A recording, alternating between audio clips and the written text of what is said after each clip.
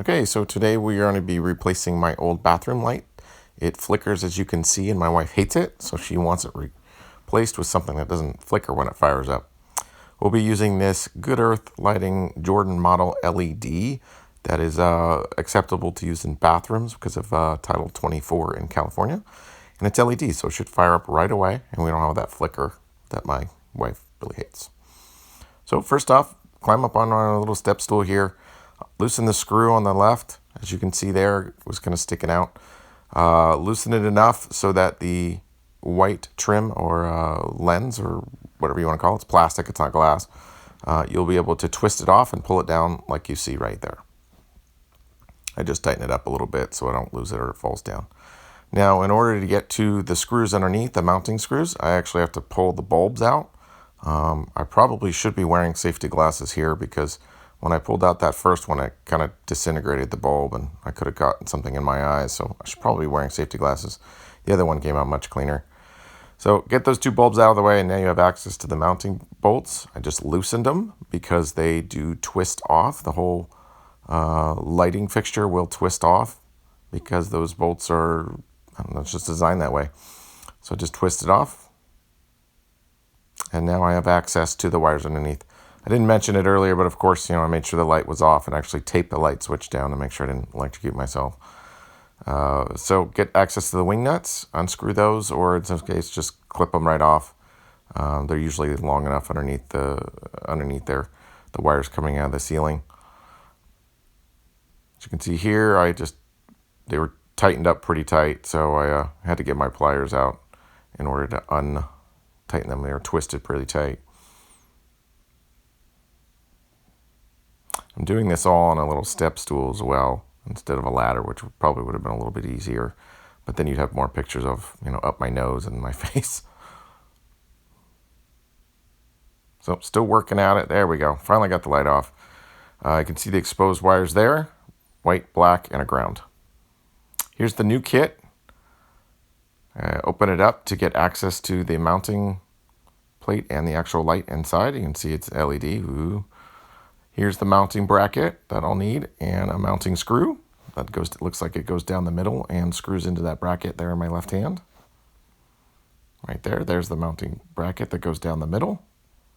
So that bracket I have in my left hand, or I'm moving around, I'll have to attach that one first. It attaches just like that against the wall, and that way you can tighten it up.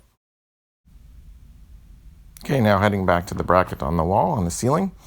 I'm going to take that bracket, I'm going to attach it using the screws provided, or in this case I could use the same screws that were already up there, since they were plenty long enough and they fit that bracket just correctly as well. I reused the bolts that were already up there, the screws. So I'm going to attach it here. I actually mess up and put, you'll see the grounding nut there on the left, and actually one on the right, because my grounding wire is just long enough to fit around it. It kind of comes from the right side there, and I want it to be able to wrap it around that nut, obviously. So I actually end up flipping the bracket around. So you'll see me come back up. Here we go again.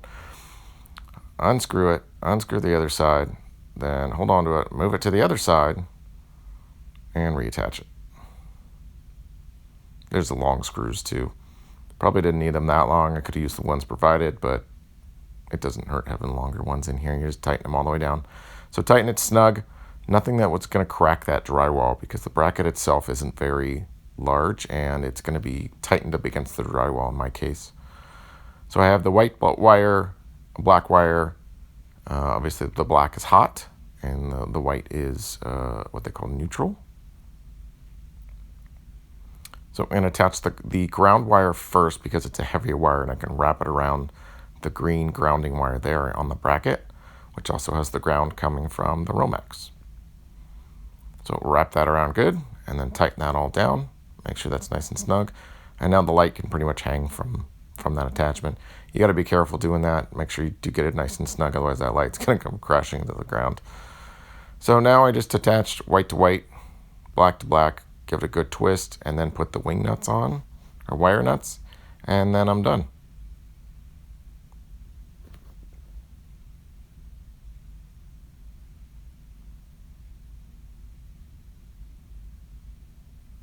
As you can see now, I'm finally putting the wire nuts on.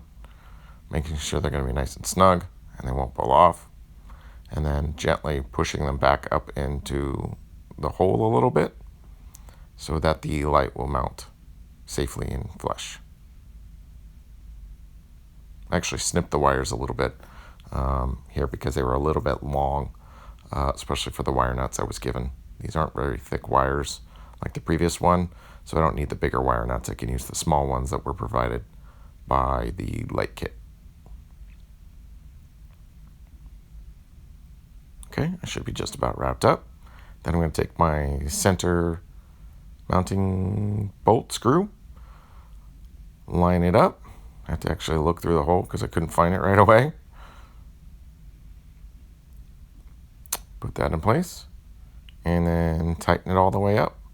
And that will do it for the light itself. Then I move on to the brackets. I'm sorry, the actual lens cover and piece of trim. You'll see those 3 tabs there that have to be tightened up, the big circle. So here comes the lens.